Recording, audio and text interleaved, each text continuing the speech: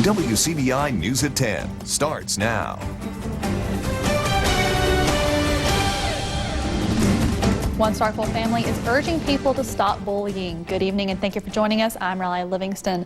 LaWanda Carpenter puts on Mariah Day for her community every year to honor her daughter who was a victim of bullying. Carpenter says she wants to take Mariah's tragedy and turn it into something positive.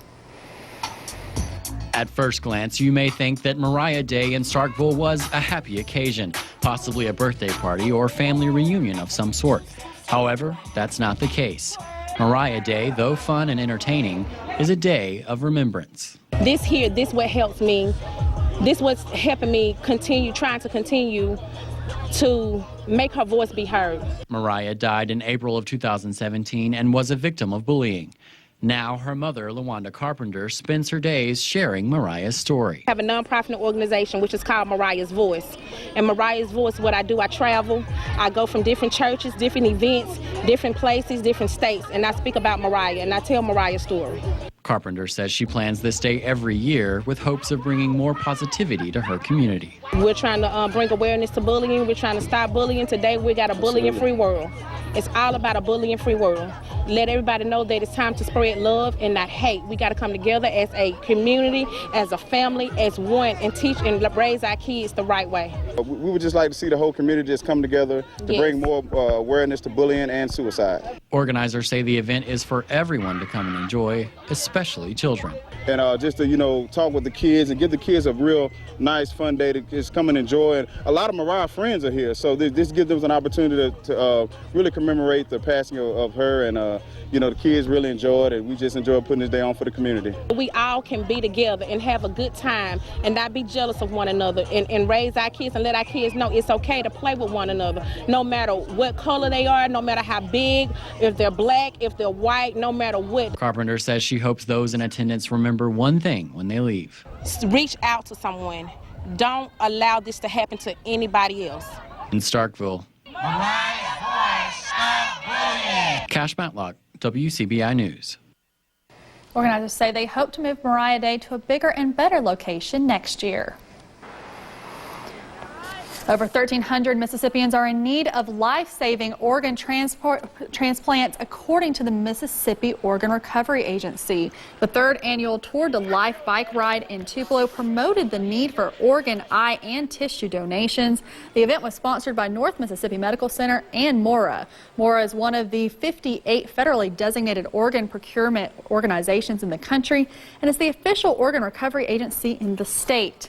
Chuck Stinson is Director of Community Services and Relations for MORA. He says it is very important for people to understand the importance of organ donations. What we want to do is we want to educate people on the opportunity, because there's always the possibility that your loved one would need an organ, or you might need an organ transplant as well. And so we want to relay that message to people. What would you do if someone in your family needed it or yourself needed? Where would you expect that organ to come from? Stinson says you can save up to 8 lives by becoming an organ, eye, or tissue donator. He says 114,000 people need transplants across the country, and a new person goes on the list every 10 minutes. Unfortunately, Stinson says 20 people die every day waiting for a transplant. The Johnny Cooks Foundation and Phi Beta Sigma fraternity teamed up to host the Boys to Men Life Skills Academy in Starkville. Males aged from 8 to 18 years old were invited to participate. There were 9 stations discussing money management, bullying, interacting with police, respecting women, and dressing in a professional setting. Event coordinator Johnny Cook says this prepares the young men for everyday challenges they can use into the future. If we can reach one of them today, my philosophy is if we can touch one person's life, that means somebody else is going to be better, and that's what we're working on. I've learned how to tie a tie. I've learned a lot of special men here, and then I've learned how to turn in an application, a job application. Cook says he looks forward to another event in the future. It's now time to turn things over to meteorologist Jacob Dickey for our first look at our forecast. Jacob, it was pretty warm today. Yeah, Riley, we had temperatures today climb into the upper 80s and low 90s. It's still 86 at the latest observation in Tupelo. Dew point value is at 67. We're seeing that south wind generally under 5 miles an hour across the region. Drying out here across the southeast. There are a few storms south of Jackson, other big storms in the Great Plains and across the Midwest. Don't worry about those tonight necessarily. We'll be partly cloudy, not as cool, only dropping down into the low 70s with those south winds generally under 6 miles an hour. Looking ahead, hot and humid weather is here. Some scattered storms are expected. We'll talk about that and more coming up in just a bit. Thanks, Jacob. If you were driving down Main Street in Tupelo this evening, you couldn't help but see it. A red, white, and blue hot air balloon was tethered at Fair Park. It is one of 10 balloons in town this weekend for a hot air balloon festival. Unfortunately, high winds have dampened this weekend's activities, preventing the balloons from being able to fly real high. Frank Anger of Tupelo organized the event. He says you have to have an FAA balloons pilot's license to fly one of these. You have to go through a strict FAA course, and we're questioned on the rules, weather, airspace, and then we take several flights of training, and then we have a certification flight by 2 FAA instructors at 2 different times. Anger hopes that all 10 balloons can go up tomorrow morning at Veterans Park. If you want to see them, you're going to have to get there around 6 a.m. They tried to go up today at that time, but the weather wouldn't cooperate. The Mississippi School for Mathematics and Science hosted a student research conference today for students in STEM across the United States and internationally. Students participated over a 2-day course displaying exhibits of their research. Our Stephanie Poole talks with some students about what they learned and brings us the story. The Mississippi School for Mathematics and Science welcomes students across the United States and internationally to their National Consortium of Secondary STEM Schools Student Research Conference. MSMS Director of Academic Affairs, Kelly Brown, says these conferences started so high school students could extend their research. They can get new ideas of how to conduct research in the future or tips about that. Brown says the conference also helps participants learn presentation skills. The communication of how to get what they're doing and what they're excited about across to other people. Get it in a very concise manner, something that they could talk hours about. This gives me a place to practice presenting research, and honestly I've gotten a lot of really good feedback here that's going to benefit me in the future. Austin White attends Gatton Academy of Mathematics and Science in Kentucky. He traveled hundreds of miles to present his project. White says the conference gives him and other students a chance to discover new ways of working together. We've taken part in really great team building activities and just kind of breaking barriers and allowing us to just go up to one another and just have conversations. While the conference is a 2-day event, projects require more than a 2-day preparation. Brown says students spent many hours studying and observing. There's usually 70 plus hours in research to get a final product of what they have gotten. Brown says she looks forward to the students participating again next year. Dozens of people in Pickensville gathered together at the historic Rosenwald School to celebrate the grand opening of a new museum and the state of Alabama's 200th birthday. Those in attendance enjoyed food, live music, and a ribbon-cutting ceremony. The new museum highlights the 6 historic African-American schools in Pickens County, built with the help from Booker T. Washington and Julius Rosenwald. Event organizers say it's important to preserve the building's history.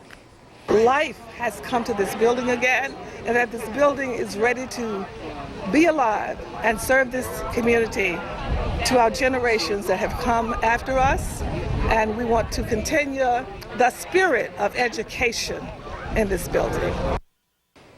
Organizers say the school building was built in 1925. If you think you might like a career in aviation, a Memphis-based company is looking for people for its Tupelo facility. WCBI's Chad Groening reports. This 747 jumbo jet has come from a great distance to sit on the tarmac at Universal Asset Management, which touts itself as the global leader in complete aircraft recycling solutions. The engines have already been removed from the plane and taken to a nearby hangar, where the public was able to see them up close and personal during a summer aviation day at the Tupelo facility. We love to be part of the community here in Tupelo. We're proud to be here. We employ a lot of people in this area, and we're always looking for opportunities to let the people know in this region how important aviation is and how many jobs we can create in this facility. Sabo says UAM employs over 40 people here with various job skills. Yeah, so we actually do employ aircraft technicians. They're called A&P mechanics to disassemble the aircraft. We also employ a lot of other people from the local industries, and we find getting people from the furniture industry and some of the other companies that are local have been very good to us as far as crating of material that comes in, receiving inspections, shipping inspections, our warehouse employees. You know, it doesn't matter whether you've been here 6 years or 6 days, everybody's valued here at this company. The 747 behind me was owned by Qantas Airlines and made its last revenue flight just over a week ago from Sydney, Australia to San Francisco. Then after being repositioned to Los Angeles, it was ferried to Tupelo Municipal Airport. And Sabo says every part of this plane will be disassembled and in many cases sold and recertified for use on other aircraft. It's to be able to bring good quality aircraft components that are recertified and available to send out and sell to other customers worldwide, to have safe travel for the global citizens. Visitors got a chance to view a video of UAM technicians taking meticulous steps to remove the engines from a 747. Sabo says this iconic aircraft is being replaced by newer planes. From a fuel efficiency standpoint, we could bring on a newer aircraft that's more fuel efficient, that we might be able to get a little more miles out of. So this 747 could be replaced with another Boeing aircraft like a 787. When that happens, the airline would like to get out of this aircraft, obviously, and free up that money to position somewhere else. And we still take a look at this, that there's a lot of opportunity to sell these components in the marketplace. And Sabo says workers here won't have to worry about job security because they never run out of planes to work on. Chad Groening, WCBI News, Tupelo. You can find out about opportunities at Universal Asset Management by going on its website, uaminc.com, and click on the careers page. Father's Day is tomorrow, and some people are still searching for their perfect gift for Dad. We'll have more on that coming up next. Welcome back. Finding that perfect Father's Day gift can be a challenge, and with Father's Day only a few days away, or only a day away rather, last-minute shoppers were out and about. Our Tyler Holt has the story. Father's Day weekend is here, and people of all ages are wanting to get that perfect gift, but some have waited until the last minute. Sales manager of Academy Sports, Michelle Cantrell, says that she is happy that shoppers chose her store for this weekend. It makes me feel really great that, you know, we can take care of customers and provide this location and be here for them and service them in their need here in the community. Cantrell says that the increase in traffic this weekend is not a surprise to her. We see a lot of traffic. You know, we get a lot of people in here shopping for their dads. It's the destination dad, as we like to call it. Some people, like Levi Warner, have no problem finding a gift for Dad. Man, he is my hero. He is everything to me. While some people are rushing to get that perfect gift, Cooper Anthony already has his dad's gift ready. He's going to go nuts like my dogs do when I didn't see him in a month. Anthony says his dad holds a special place in his heart. He means a lot to me, and he's a wonderful coach. He always tells me to run on the base pad, and I love him so much. Reporting, Tyler Holt, WCBI News. According to the National Retail Federation, Father's Day spending is expected to reach an all-time high of $16 billion. Well, Father's Day may be a great time to use that grill. We will dodge some scattered showers and storms out there. That will continue through the week with all of this tropical muggy moisture back in place. We'll talk about the chance of storms coming up this week, as well as maybe the threat for a stronger storm. Stay with us.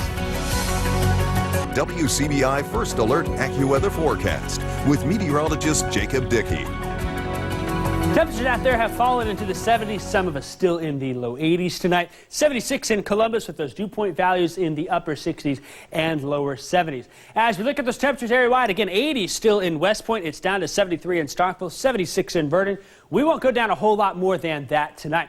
Now, as we look across the region, we are dry in the southeast here with some big storms in Ohio and to central Illinois and then off in Oklahoma. In fact, about an hour ago, the Storm Prediction Center made a rare upgrade to a level 4 moderate risk in parts of Oklahoma, including Oklahoma City. They normally do that earlier in the day, so they're seeing an overnight damaging wind threat. In fact, sometimes during severe weather, we talk about a PDS tornado watch, a particularly dangerous situation watch. Well, they've issued a particularly dangerous situation severe thunderstorm storm watch in Oklahoma. A very rare instance here. This line of storms moving to the east has had 80 to 90 mile-an-hour winds, some estimates over 100 miles an hour so far tonight.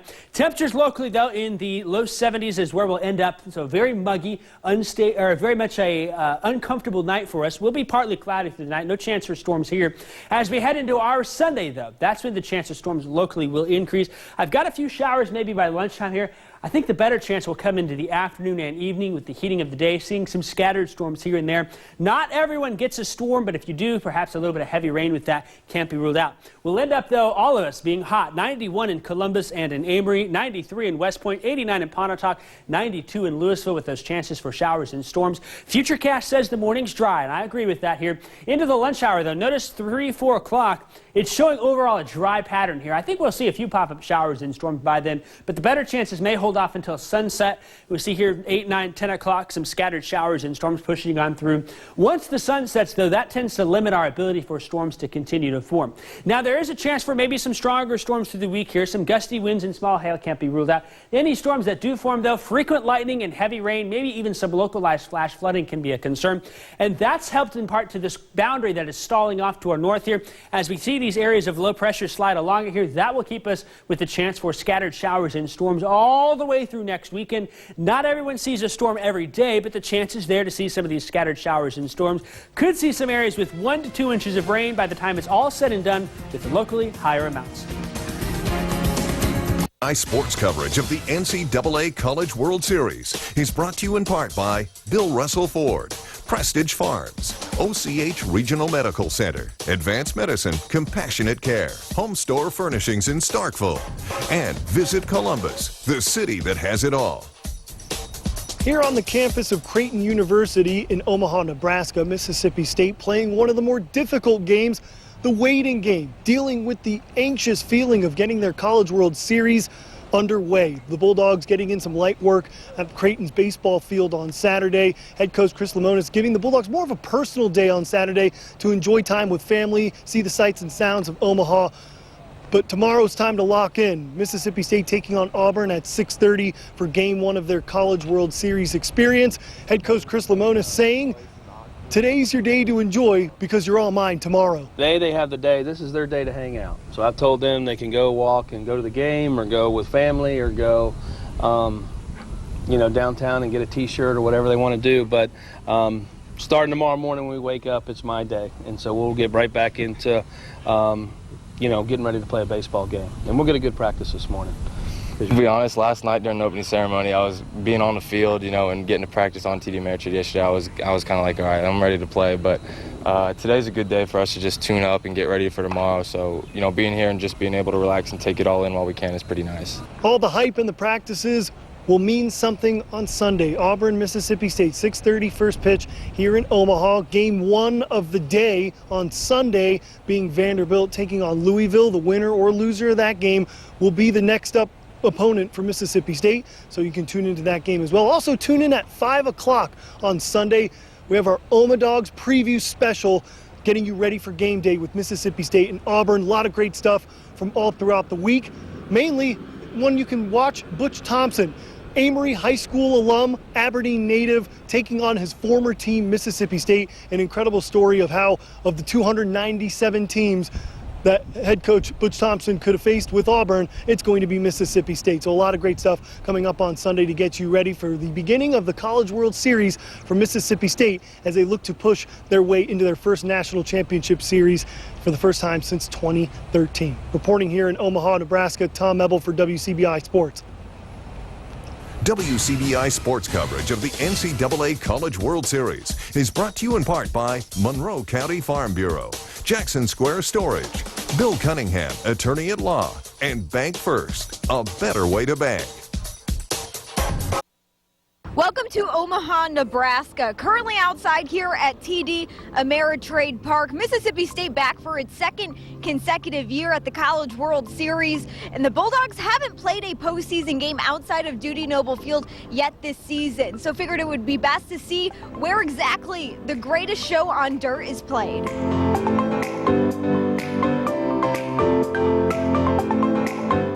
iconic statue here at TD Ameritrade Park, the Road to Omaha statue, 1,500 pounds and made out of bronze. Originally, it stood in front of Rosenblatt Stadium, the original home to the College World Series for 6 decades. But when TD Ameritrade was built in 2011, it was rededicated here and put right outside for fans to come out and get pictures and commemorate their road to Omaha to watch a College World Series championship.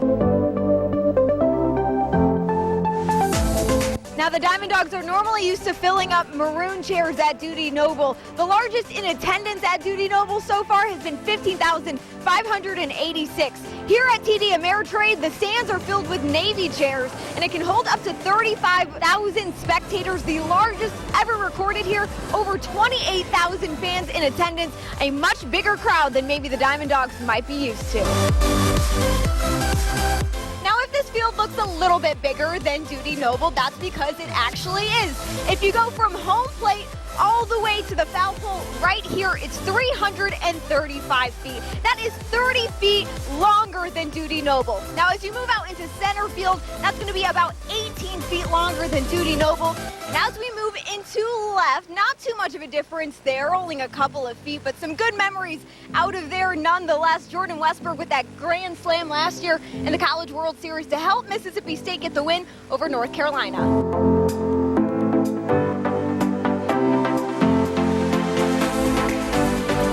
We hope you enjoyed the sights and sounds of TD Ameritrade Park. Mississippi State with a couple days left to prepare for that first matchup against Auburn on Sunday. We'll have more coming up for you after the break. Stay with us. When a Massachusetts restaurant owner opened up a shipment of lobsters, he got a colorful surprise. Look at this. It is a rare blue lobster. About 1 in every 2 million lobsters is blue, the cause of a genetic defect. The restaurant owner wants to donate it to the St. Louis Aquarium, hoping it'll inspire kids to be interested in marine life. Yeah, you know, I wonder if all the attention for him is making him a little crabby. I don't know. Could be. Boy, all right. Hey, why did the lobster... Why did he not share with his friends? I don't know. Tell me. Because he was a little shellfish. Oh. Okay. Here's the weather for you, I guess, on this Father's Day Eve here. Some scattered storms tomorrow. We'll grill out, perhaps. Maybe dodge a few storms here and there. That'll continue through the week. This is what summer is, though. Got it. We hope everyone has a great night, and we'll see you back here tomorrow.